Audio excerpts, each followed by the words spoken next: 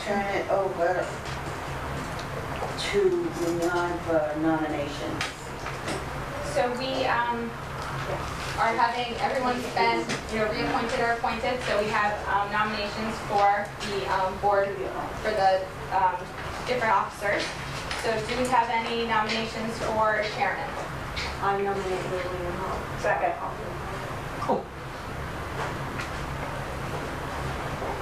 I accept. Lillian accepts. Are there any nominations for vice chairman? Brenda Paquette isn't here, but I would nominate her, and I'm sure she'll take it. Nominations for secretary? I nominate Joyce. I'll second that. Accept. For recording secretary? Jean, so. Jean. I nominate Jean. Second. That's good, yeah.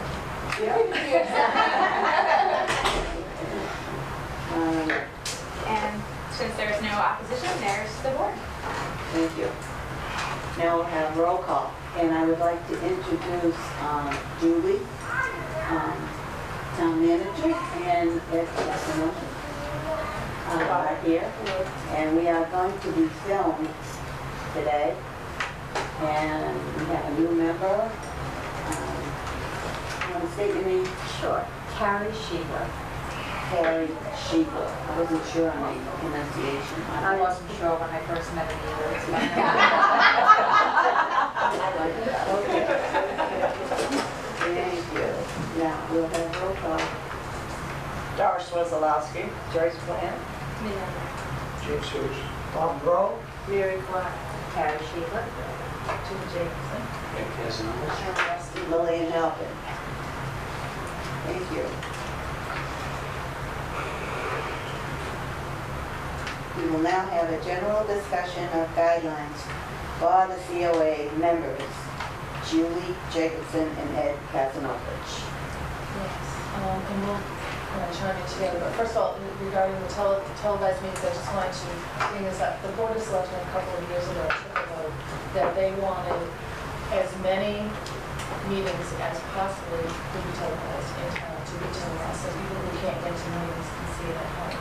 So they did ask recently if we were able to staff up and take on any more meetings.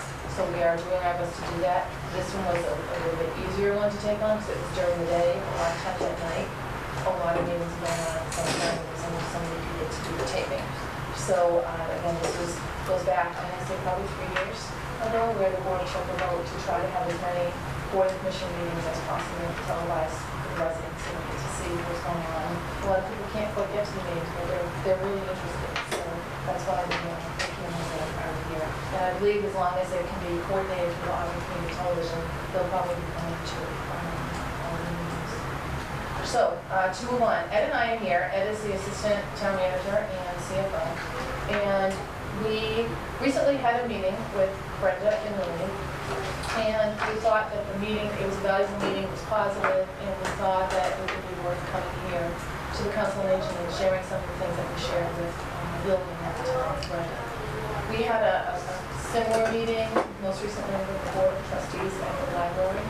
And as a matter of fact, we actually had Dee Moss, who is Labor Council, come in and meet with the Board of Trustees at the library. So we thought that was a great meeting. We thought we would share with you some of the things that were said at the Board of Trustees meeting at the library, because it's a lot of similar type of issues.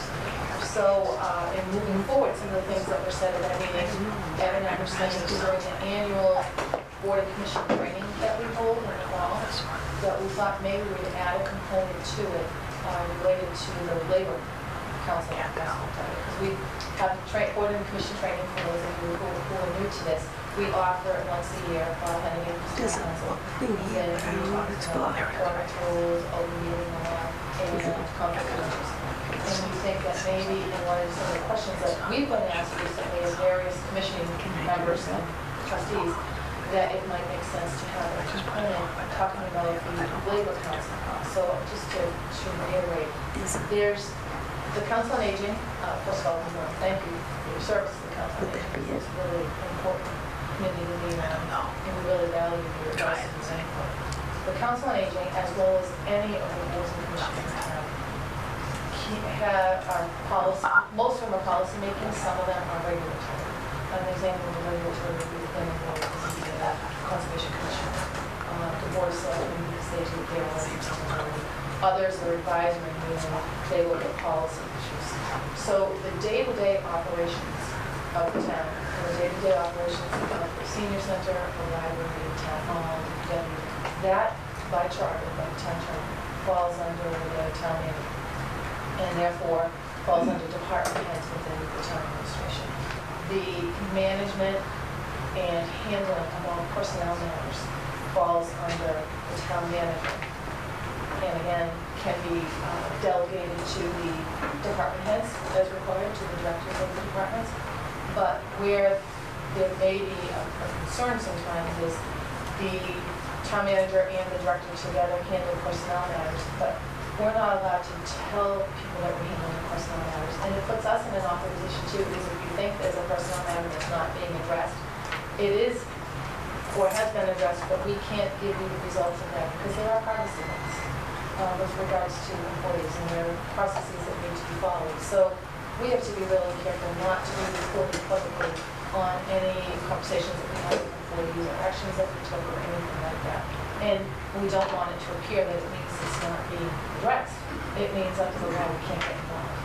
Now, Attorney Moskos went so far as to explain to the board of trustees at the library and to us as well that if a board member, or in this case a council on aging member, were to get involved in a personnel matter or to try to get involved in a personnel or human resource type matter, that you have to be very careful, because not only could you potentially be sued as a board by an employee who felt that their rights were violated, but you could be sued personally as a member of the board that may have violated your civil rights. So that was, that's concerning. We want to make sure that you're aware of that, because we don't want you to do or say anything that puts either the town in jeopardy or you as council on aging members. So just to keep in mind, just the general rule of thumb is that you cannot get involved in personnel matters, you can't get involved in issues between employees and the director or employees and employees. That all has to be handled through the town administration. Now, that being said, through the town administration, through a town manager and director of the senior center. That's, personnel matters are not handled through the boards and commissions. The town charter provides for that, the reorganization plan provides for that, and actually in many cases state law. And I'm not saying all cases, but certain employees fall under certain mass general laws, and the handling of those employee matters fall under a process established by mass general law. Excuse me, what was the name of the class that you were giving in the fall? We have an annual board and commission training. Board and commission training. Yep, and we started it a couple of years ago. We found in the summer it's tough with people on vacation to try to find one night, 2 hours, I think it's 6 to 8, to try to find one night that everybody is available to come. Not while we don't get everybody, we've had very good attendance. So we'll probably have it maybe in October this year, September or October.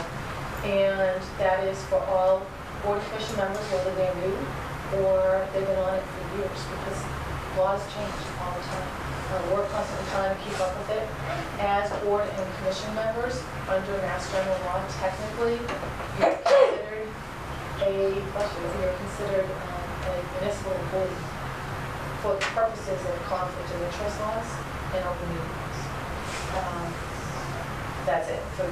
So we want to make sure that we're giving you the tools that you need and the direction that you need, so you know what the expectations are of board and commission members, where you can go to have questions answered, if you have any questions, what to do if you think you personally might have a conflict of interest. In other words, if you're voting on a matter that there is a financial implication to you or a immediate family member, you may have to recuse yourself and file a disclaimer and say that you're not participating in that vote. So we try to give you that information at this meeting so that board and commission members feel comfortable. So when you come, you feel like you know what your role is, you're not overstepping, you're not putting yourself in a position that could create a conflict of interest for you personally? Just as a matter of record, tape recorders failed to function because it's still in battery. I did not have the tape recorders, and they were giving me today. I don't battery, so we're gonna have to rely on that tape. I don't know how we get that.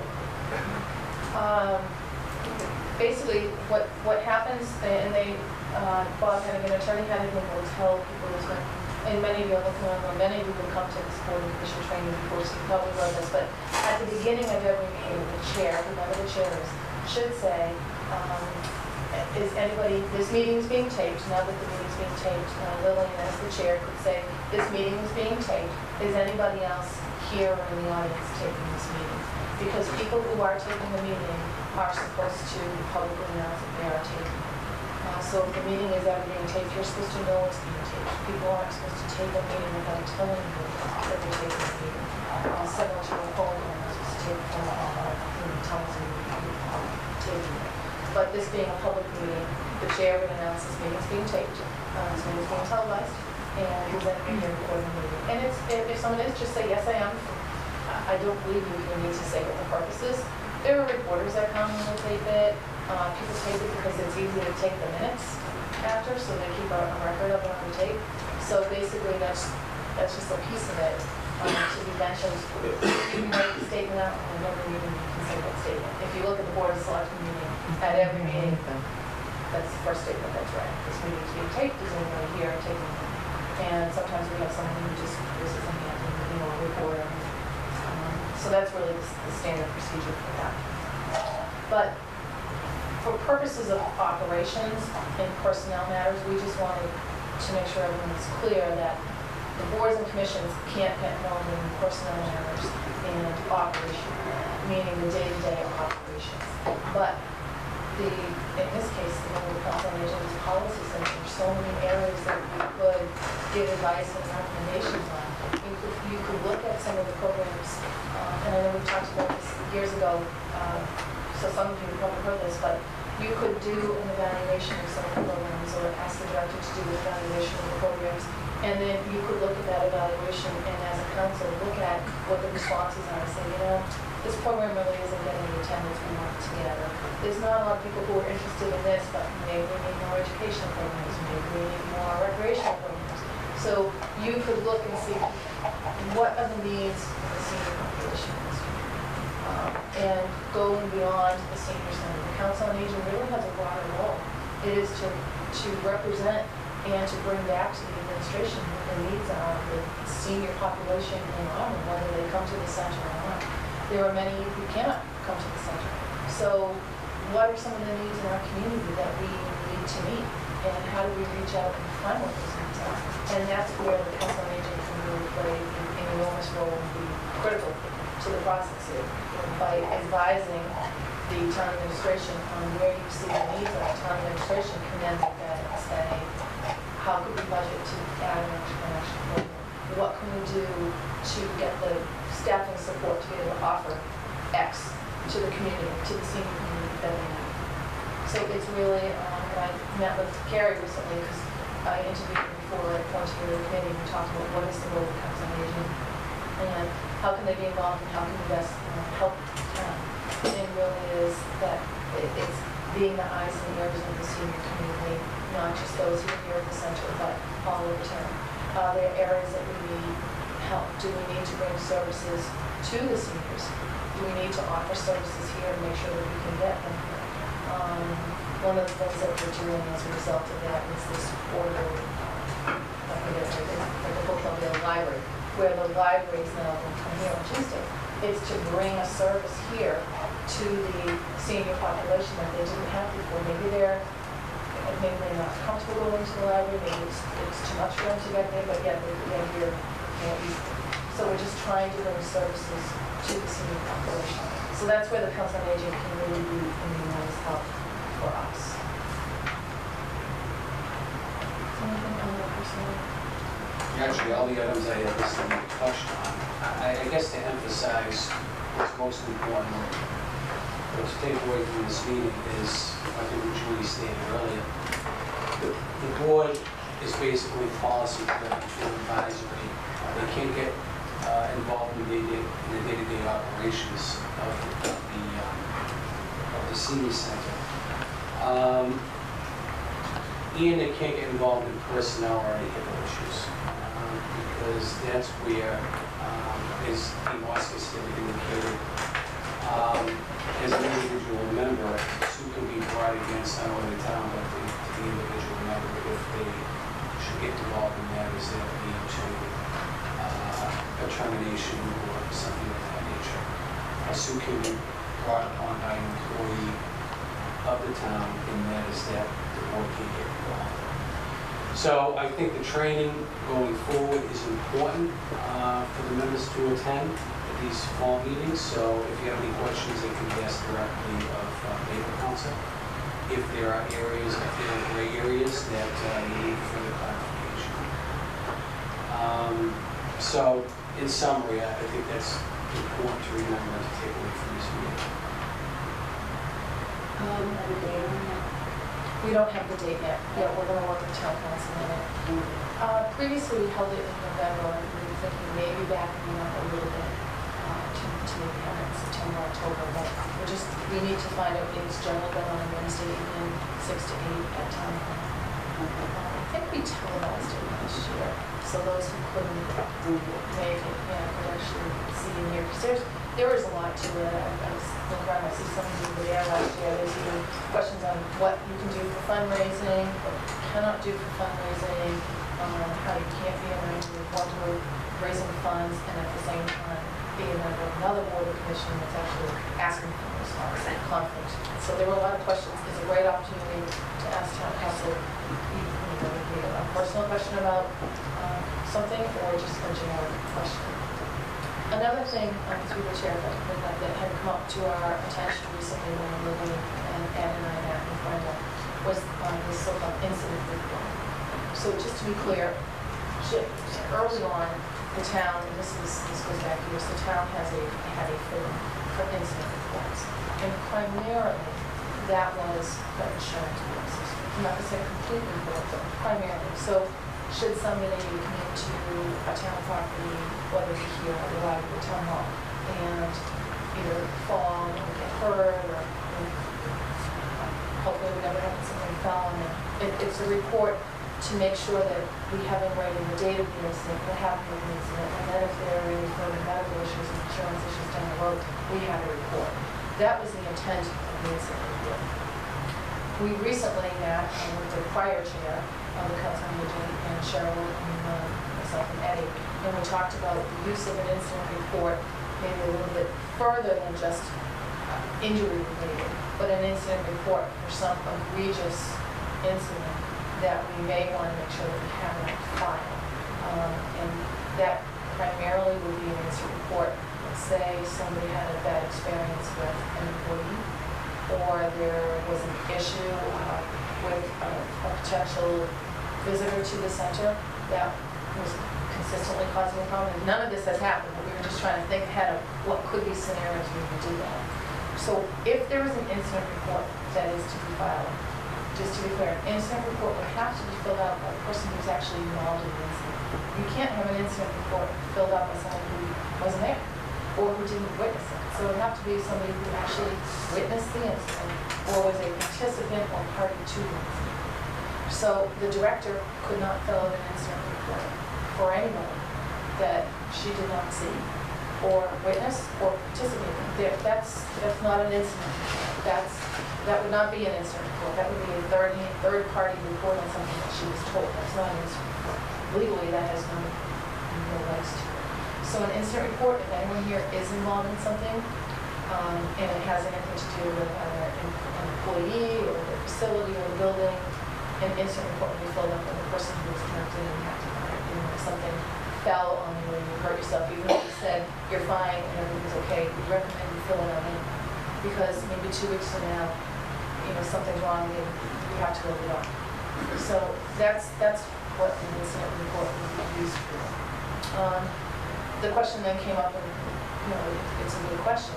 Elder abuse, if there is elder abuse. So John and I have been talking, and we thought it would be appropriate to bring someone in from elder services to educate the entire council on aging, like, what are the signs of abuse? What do you look for? And if any of you were to see that firsthand, not hear it, but see it, what steps would you take? And I think that's an important thing for the council on aging members to know is what would your role be if you were to witness it, whether it was here or outside something? Because you do want to protect your elders and you want to know where you go, how you handle it, and who takes care of it. So we were, I think we now reached out actually to other services and they certainly can. I recently met with a representative of Elder Services, the abuse protection side of Elder Services, and they are completely willing to come and do a presentation for the greater community so that we can educate the community members on what to do if they suspect abuse, and they're also willing to come and speak with the board if the board wishes to talk about, if you suspect someone's self-neglecting or abuse is going on, what the process is, what happens after you make a report. And I think it was really useful. I've sat with several different elder services over the years, but it was really useful information to hear. Anyone can always make a report at any time, and it may get screened in, it may get screened out, but anyone's able to make a report if they think something is going on. Either the elder is self-neglecting, or there's a financial abuse or physical abuse going on. Anyone can make a report. But I think it would be very useful to do both of those, to have a community-wide presentation, and if the board wishes them to come, they'd be happy to come and speak to the board as well specifically. Should we have a program? Yeah, we can do both, or one, or the other. I think both would be useful. If the board wishes them to come, we can certainly invite them to come. They'd be happy to. And I think it'd be great for people who would be on the board to have an open program as well, invite them to come and speak about elder abuse issues and the process to keep everyone safer.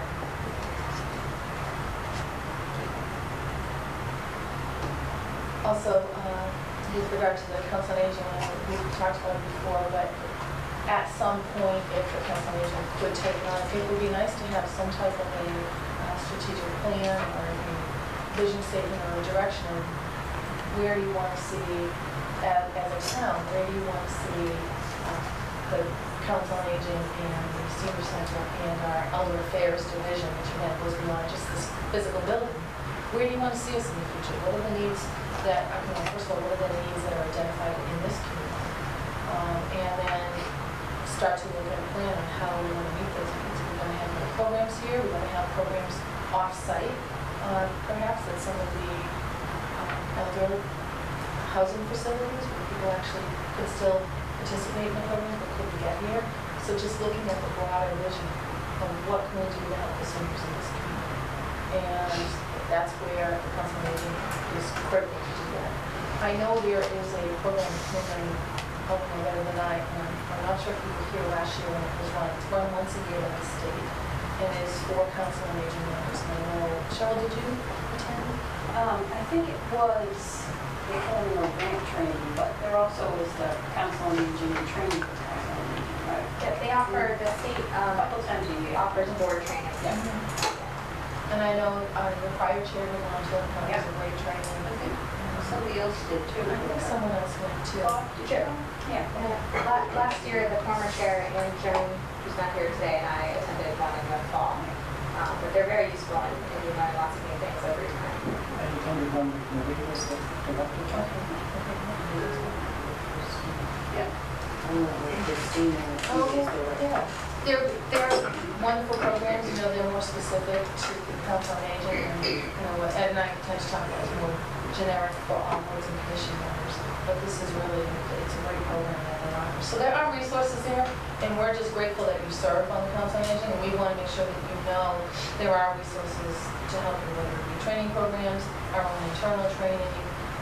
If you ever have an incident or something that you need us to check with town council or legal council, the process would be go to the director asks me, we take a look at it and see if maybe, if we've seen an example of it before, we don't have to go back to labor council or town council because we just maybe had the same question come up recently. We already have the answer. If we don't have the answer, then we would go forward with that request to town council. I don't know the section of the charter, but the charter does have language in it that says no board of commission will go directly to town council. You have to go through the town manager for approval. That was put into place when the charter was developed. So that is always an option. Again, to go, the process, we go to the director, or the assistant director, let them know what the question is, and then we can filter through and see if we have, a lot of times we have legal opinions that came from something else and they're in writing, and we can go back and look it up and say, yeah, I remember that, it happened 6 years ago, let's pull that file, and it's still the same law. And in other cases, the laws do change. Conflict of interest laws change, laws regarding finances change. There's always revisions and amendments to state legislation that may or may not impact us. So it's good to stay on top of all the updated laws and regulations, which is what we try to do. Because we're here during the day, we try to make sure that you're aware of that, because it can get really overwhelming. Did anyone have any questions about us?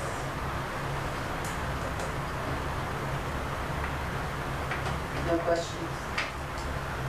Oh, just while I'm here too, just a reminder on minutes, because we do have a new chair, but right now, our bylaws require that the minutes get submitted to the town clerk within 2 weeks of the meeting.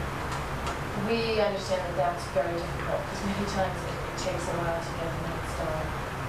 So we did propose an amendment to that in the new bylaws that are under review right now by the Attorney General, and I think we extended that out. That was from the clerk's office, so I don't have the exact date, but we did extend the time frame for submitting minutes, because we felt that was kind of restricted, especially for volunteer full-time employees. It's tough to keep up with that. But the minutes are required to be turned in per our bylaws to the town council. That's not state law, excuse me, that's not state law, that's local bylaw. That does require that. State law does require that minutes be kept, but there's no timeline on keeping those minutes, nor where to keep them. They have to be accessible. So any questions like that, you can always ask the clerk's office. We're there to help. If you have any technical questions, you can email me, Cheryl, or contact us, and we'll get you the information that you need. I think we always send them, don't we, Cheryl? We send them to the town. Yeah, I think you're pretty much quality up to date on, but we are changing that timing on it. So you want to have quite as short of a turnaround on those minutes previously.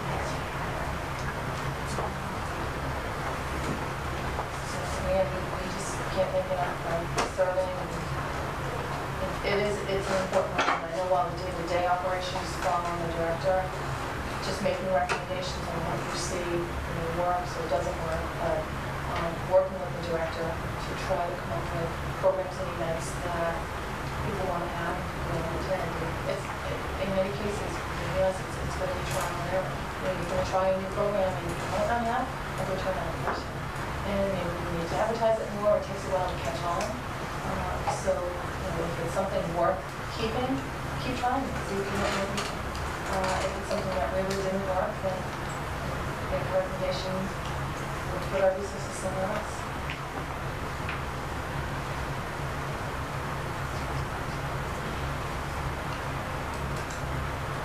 Thank you for coming.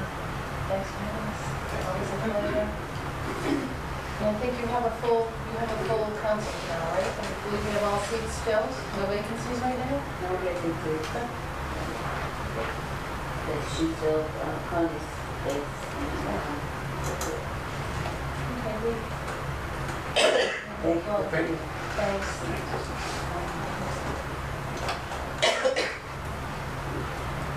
Enjoy the day. Hopefully it stops raining.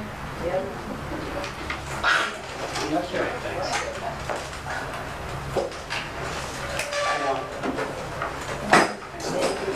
Take care. Thank you. Congratulations. Thank you. Thank you for coming. Thank you for having us.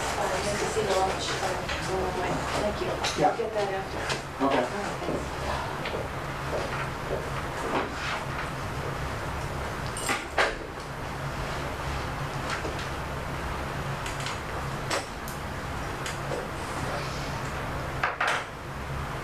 Moving on to communications. No? The minutes of the last meeting. Any corrections?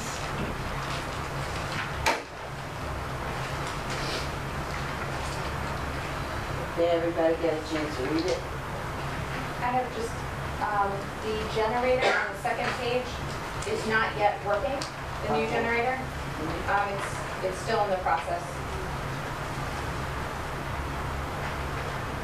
Any other corrections? What's the other? It's a new generator, it's a new to us generator from what I understand, Cheryl, correct me if I'm wrong, it came from somewhere else, and they're I think hooking. the library, or maybe the town hall. So yeah, so it's a used generator instead of our older generator, but it's just not hooked up properly. So they're in the process of doing the electrical that needs to be done. So we're in the process of it. Yes, it's just not working yet. Okay. So I need a motion to accept with amendment. I make a motion to accept this. I second it. All in favor? Aye. So moved.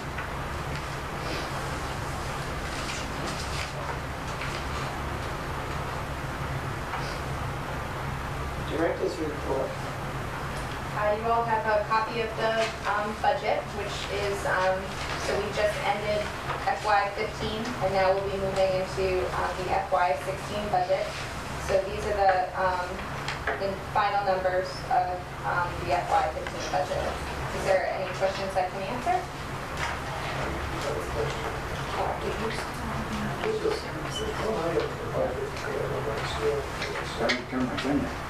Talk louder, please. Speak louder, Jane. I'm sorry. You can talk louder. Okay, I will. Is that better? Okay. It's because of the tape also. It's not working. It's not working. That's Oh, it. no. In the handicap entry, we spent 25,000, and on the handicap entry number 2, we spent nothing, but there's only 6,000 available, and I was wondering how we get from 20,000 to 6,000. That's an excellent question, and I will check up on that, Jim, and have more information for you. That second handicap entry, we, at a previous meeting, took some, back in the fall, took some money from the bathroom renovation budget and put it into, at town meeting approved to put it into that handicap renovation we're doing, but I will find those better numbers for you. Clearly, that doesn't add up. Yeah, well, that's not the point. I just came in through the doors in the front, and I had an umbrella, and I had a book, and it's hard, anybody's handicapped that's coming through, they can't get in there unless you have a button, you can press it, and it opens up automatically. Is that what we're planning to put there? That's what we're doing, and are you happy, Lillian, for me to talk about that right now, since we're on that? So I spoke with Bill Coyle, the DPW director this morning, and the door people will be here tomorrow morning at 7 a.m. So what is going to happen is that front door that you first came in, Jean, from the parking lot, that black door, that's coming off. A slider is going to go there. So they're going to build out a little bit so that a sliding door, like a grocery store door, can go there. And then we'll no longer use that first door when you get in, that the one that you have to turn the handle. Right. That one will become, we'll either brick it up or it will become unusable. We'll take away the handle. And where the windows are, in between, in the porch area, that will become a large sliding door. So you'll have a sliding door from the parking lot into the little patio area, the little porch area, and then where the windows are will be a sliding door. Okay, now, are those automated, where you have to press a button? I believe that those ones are going to be the kind that you walk up and it opens, there's a sensor. Sensor. So I believe those two will be the sensor kind, so they open. So the lobby area, where that closet is that kind of sticks out into the lobby from the dining room, that's going to be all redone. So that closet will come out, and there'll be a door that's also automatic, that I think that one's a push button, from the dining room and the lobby. The lobby will be bigger because it won't have the bump out like it has now. Because if we left it the way it is, once you came in through where the windows are, you'd walk almost straight into the wall. So it needed a little more room for if someone did have a walker or wheelchair, have more space. And they're going to start though at the back of the building toward the housing. There's a door there as well that people have a hard time with. So that I believe is where they're starting their work, is that door is going to be a push button door to open. So we'll, once they're here, they should be here for some time getting all these done, but they should be here bright and early tomorrow morning to finally start our doors. Well, that's the north, rear, north, or west, rear door. Is that gonna have some sort of a hood over it so that we're talking about that, they're gonna get all our stuff in there and all that? We're first going to put in all the doors, Yeah, and then we'll see what the budget is. We've already spoken to the two construction workers for the town, and they see no problem putting that on there. But we need to complete all our door work first, see where our budget is, and see if we can get that done. And if not, we'll find some other, we'll find a way to do it. Because there was a lot of problems with that door this year. But hopefully we'll be much more accessible very soon. You're welcome. Do you have more on the director's report? I have the director's report itself, director's activities, the pilot program through the National Council on Aging, which I spoke to you all about using your home as a strategic asset, is going well. That's scheduled for July 29th. We have someone from Elder Services coming to speak, who's an information and referral specialist, and also a housing counselor supervisor from the American Credit Counseling. And we have just over 30 slots in that program, and we currently have 26 people signed up. So the sign up for that program is going well. We'll be working on the Aging Mastery Program, which is, we got a grant for some time ago, which is a 8-session program, also out of the National Council on Aging. They're actually going to come here, and Cheryl and I are going to attend the kind of kickoff launch for that tomorrow, and we'll get lots more information, and we'll start planning that for the fall. The formula grant, we were working on getting everything down to as close to zero as we could in the current year for FY15. We didn't expend as much gas because the prices were less this year. So because of that, we were able to provide a revised budget to the state, and we purchased 2 computers. One for newsletter preparation that's going on that really needs to be upgraded, and also one for the front desk, so that we can train our front desk staff on how to use our software system and all of that. We also purchased a projector that can be used for the bingo was having a hard time seeing the new software on the TV screen. It just wasn't big enough. So we can use that for bingo and also for any other purposes, and that will stay on site and be ours, where in the past we borrowed one from Town Hall. The last under Director's Activities is the Protective Services meeting I spoke of. Would the board like to have them come and speak? That would be good. To the board or to the general? I think both is an excellent idea, but is that agreeable to the group? Right. Is there a specific meeting that you want me to invite them to? As long as we don't have any other visitors like Yeah. we had today. Yeah. I know that the board's not meeting in August. No, we voted on that. Yeah. So No meeting in August, would then until September. would you like to do it in September, or would you like to hold off another month? How about October? Okay. Did I give us? Yeah. Okay. Are you gonna have it also in the dining room? I would like to do both. I would like to have But are you gonna do it here first and then there? Guys, completely up to, does the board have a preference? I think we should know about it before Yeah. I think the that's good. public.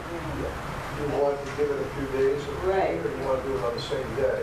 Well, why don't we have them come, invite them to come in October, see how that goes, and then we can schedule it. We could schedule it for the next month, or we could, there might be another idea that comes out of that. But let's have them speak to us here first. Okay. Everyone agree? So the capital project updates, the door update, I just gave you, so they will be here tomorrow. The generator work, they did dig up around the generator when they were installing it, and that was kind of sand and a mess. That has been tarred now. They have to still finish some electrical work, but that's ongoing, and we think will be finished soon. The landscapers have been here yesterday and today to plant those new plants where the bushes had come out, and to finish all our other landscaping. We have noticed some water over by where the generator went in, not on the tar, but on the grass side. So we're trying to get the water department to come out and inspect that for us to see if we have any additional problems. Below is programs that are upcoming. We have a Victorian Tea Party on July 30th. The food and tea is being sponsored by Fallon Health Summit Elder Care, and there's also an actress coming who is going to be in full costume, do tea party etiquette. The fire department is going to come and teach us. They have a new teaching tool on how to use a fire extinguisher. The police department is going to come and speak about their Take Me Home, Keep Me Safe project on August 13th. The basket cookout is scheduled for Saturday, August 15th at 5:30. About 70 tickets for that have already been sold. A Sarah Care Hospice is coming out to speak about 5 wishes on August 19th, which talks about end-of-life issues, but talks about personal, emotional, spiritual needs, your medical wishes, and how to devise a plan. And then RSVPs and Smooth Transitions is coming out Wednesday, August 26th, to speak about clutter, how to downsize, how to keep your home clutter-free. And that's my director's report. Thank you.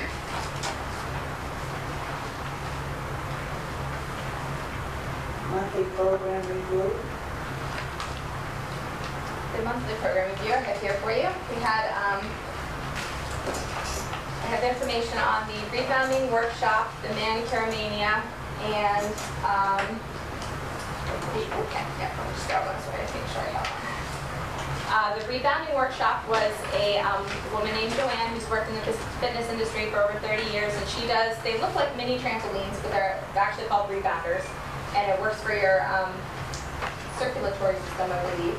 And that was well reviewed. Only 6 people attended the session, but it was well liked, and people suggested having her back, and that she was very knowledgeable. The manicures from Bay Path, 20 people signed up and attended. The majority thought it was an excellent program. They recommended it to their friends. They felt the students made them feel very comfortable and were very friendly. The introduction to genealogy, there were only 2 attendees. They received lots of information. They would recommend it. We did have another genealogy session scheduled for this week, but no one had signed up for it as of Monday, so I did cancel that session.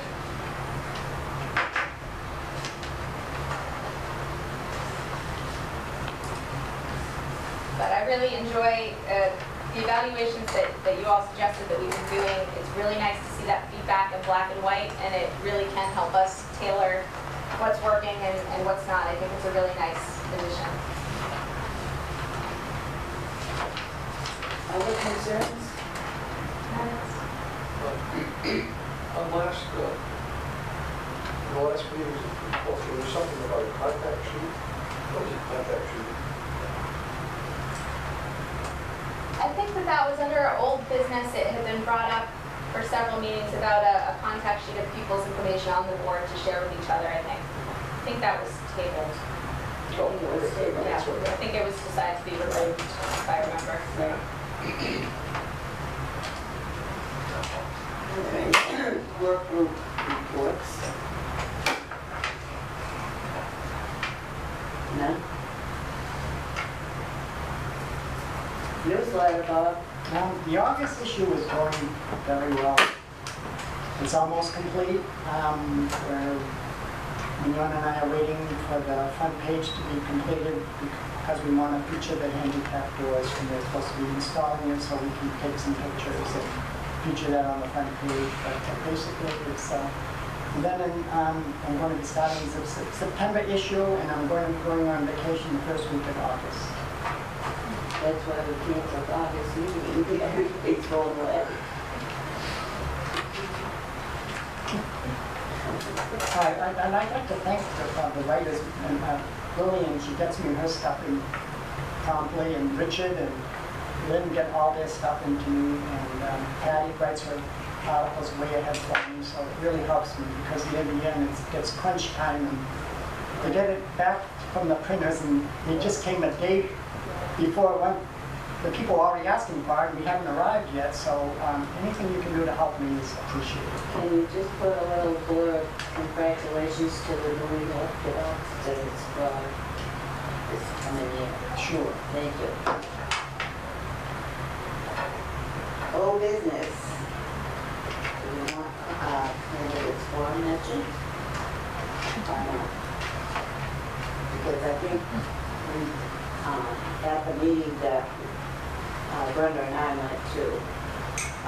it was discussed and it was stated that we may not do another candidates forum here, and that the high school may be doing it. So that should be tabled until we get further information. I need a motion to table it.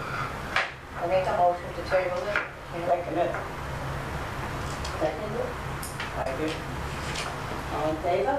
Aye. So moved. Do we want to talk about the cookout?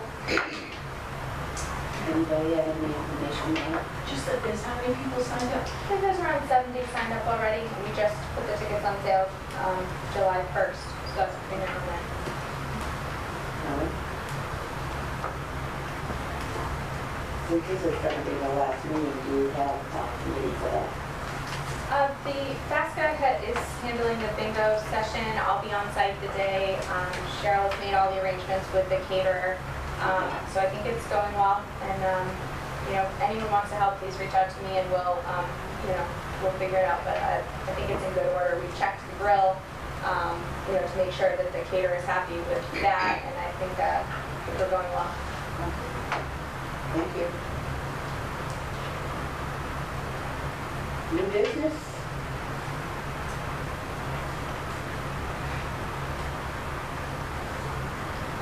Taking the meeting, That was, I think, already previously discussed.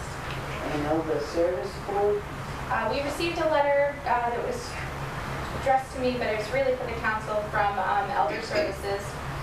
I'll just read it briefly if that's all right.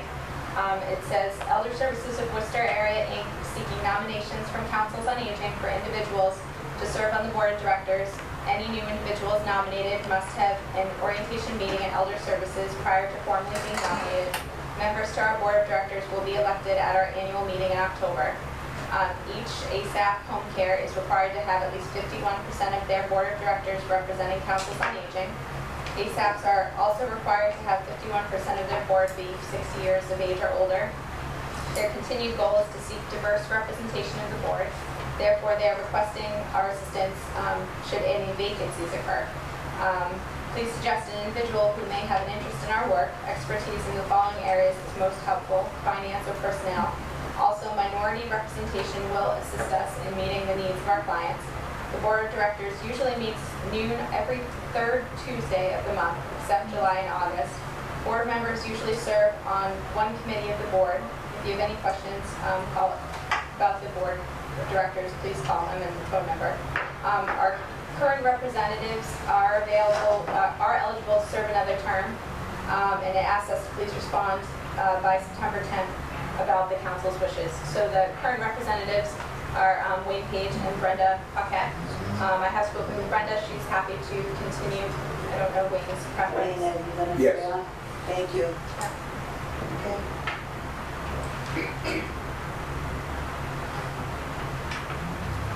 Formula grant update. So the formula grant, which I've spoken to you all about before, I just wanted to touch base about. Formula grant is an amount of money we get per elder based on the 2010 census. So in the past several years, it's been $8 per elder.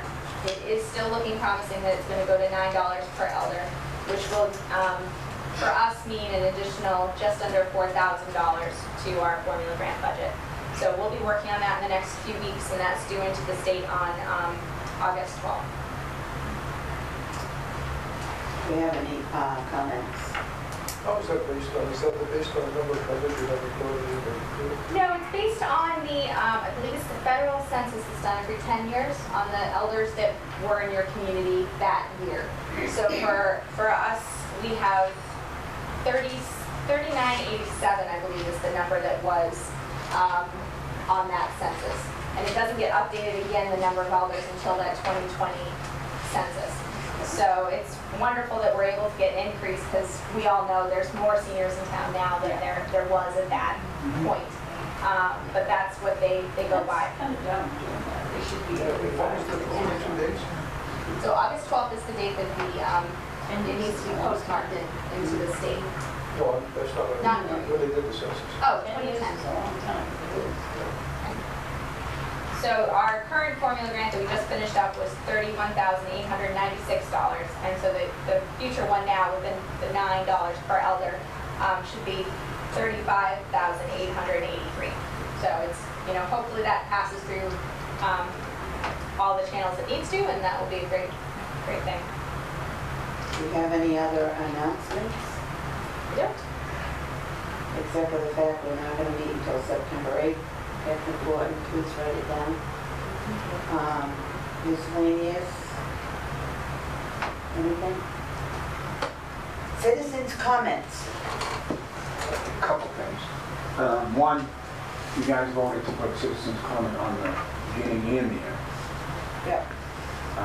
Two is I don't agree with what happened to the two people at the candidates forum. As being on the Directors Board of Elderly Affairs, I had talked to them about the issue. They know about it. I know there's been statements made. I don't know if they were supposed to be given to the town manager. I don't know if they ever were given to the town manager. I was not there to see the whole thing. I'm going on what I read in the statements and what I've been told. And as being one of the directors of Elderly Affairs, I believe it was my job to report to them the alleged abuse that was done to these people. There's a couple people that made statements, and there's one person that was gonna but didn't make the statement. And I just wanted to fill in the committee knowing that I did follow through what I felt after reading the statements and understanding what happened, that it needed to be reported to all the services, because I do not believe that it was handled appropriately by the senior center or the town. And it's just too bad we're to the point where seniors can be abused and nothing happens, or it's not taken care of. And as far as the candidate that did it, as far as I understand, was not reprimanded. But I feel, as the statements and everything looked into, that that candidate should be barred from going to the senior center. That's my opinion. And that's not because I'm on any other committees or anything. I'm a regular resident. I've seen everything. I've seen the statements. I've talked to people. I followed through with the whole thing before I made my statement today. And I'm going to stick by it. And I will stick by the two people, or three people, that were involved, and do anything I can help them to get over it and through it. And I believe, and I'm not 100% sure on this issue yet either, I think there is state laws that do protect the individuals that were involved, but are not being followed up on. That's my personal opinion. Well, that's my opinion. Thank you. You're welcome. I still feel sorry for the two that I just want to state that Brenda and I both went to Julie, but the third person was Cheryl. Cheryl, did you go down and make your statement? Because Julie said that you hadn't come forward. So have you done it yet? No, you want to. Thank you. It will be done. Okay. I think that we also need to make a motion to make sure that we put the citizens' comments at the top of the agenda instead of at the bottom. Do you want it in both places? Yeah. Both places. So that if anybody comes to a meeting and has to leave, they can say what they're going to say and then go. Yeah, Lily, you voted on it at the last Anyone else can meeting. come in late and also do the same thing. Is that all right? Yeah, you voted on it last meeting. I know, but I want to make sure it's... Yep. Okay, I need a motion to adjourn. I make a motion to adjourn. Second that. All in favor? Aye.